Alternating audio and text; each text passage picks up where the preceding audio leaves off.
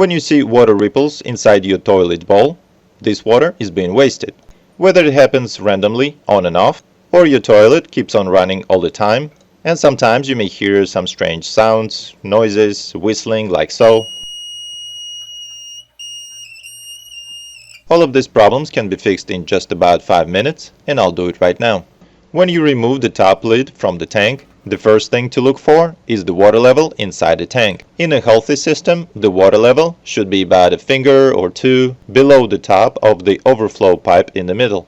And since my water level is way too high, it goes over the overflow pipe, which acts as a safety device, and the water goes down the drain. And that happens because the fill valve is not doing its job of stopping the water from rising this high. So it needs to be replaced, and I will cover this at the end. And here's a problem number 2. Let's say the water level in your tank is good and way below the overflow pipe. In this case, the flapper on the bottom has probably worn out or got deformed. So you can do a little experiment by pressing on the flapper, applying pressure somewhere in the middle of it for just about 5 seconds, and if the water ripples disappear, the flapper needs to be replaced. However, if holding the flapper did not work, which is rare, the overflow pipe in the middle is probably damaged, and to replace it, it would be too involved for this video. To replace a flapper and a fill valve, you can get a set like this, currently for $10, and if you replace the fill valve and the flapper together, you wouldn't have this problem for many years to come. To begin the replacement, you want to turn off the water supply line to the toilet tank and give it a flush to get rid of as much water as possible inside the tank. Now remove the old flapper. It comes off easily, like so.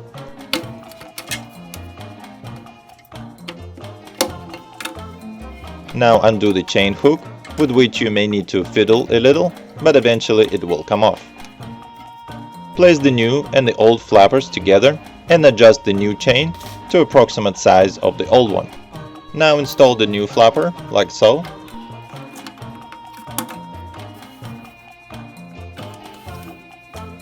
And attach the new chain hook to the arm. The installation of the flapper is complete, so let's move to the fill valve. Lift up this hook with the hose out of the way. And on the bottom here, you'll see a lock ring. The lock ring holds the two parts of the fill valve together. If you lift up the lock ring, you would be able to remove the top part of the fill valve and do a partial installation only, which is much easier to do. Technically, they don't recommend doing partial installations, but I've done many of those without any problems. The new fill valve comes with the top and the bottom parts attached, so you need to lift up the lock ring once again to separate them if you wish to do the partial installation only. And for a full installation, I have a different video, which I will link in the description. The reason they don't want you to do a partial installation is probably because this rubber seal could be worn out or dried out, and possibly making a noise just like the old one did. So I would inspect the old rubber seal, and if it looks bad, I would replace it with the new one from the new fill valve. But since mine looks good, I'll just wash it off with some water.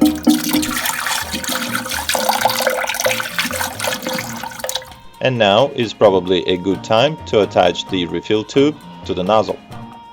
Compare it to the old refill tube, and if it's too long, you can obviously cut it with scissors. And now attach the refill clip to the other side of the refill hose. And all these parts come with a brand new fill valve installation package, if you wonder.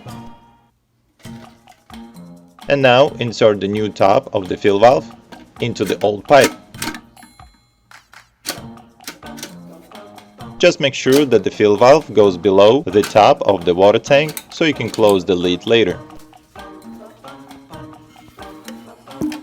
And this is the most important step of all installation. The lock ring needs to go all the way down to the end of the gray plastic. So you have to make sure that it sits well down there. Otherwise, the whole installation will come undone under your typical household water pressure. Now insert this clip into the overflow pipe. Just make sure that the refill tube is long enough to create an arch like so, and that's supposed to save you some water. Turn the water supply back on and wait a minute for the water tank to refill. If it looks like there is not enough water in a tank after the new installation, you can increase the amount of water supplied by turning this knob in a clockwise direction. And obviously, if there is too much water in the tank after the installation, you can adjust the knob in the opposite direction for the next refill. And just like that, 5 minutes later, your toilet is fixed. If you found this video helpful, hit the like button and thanks for watching.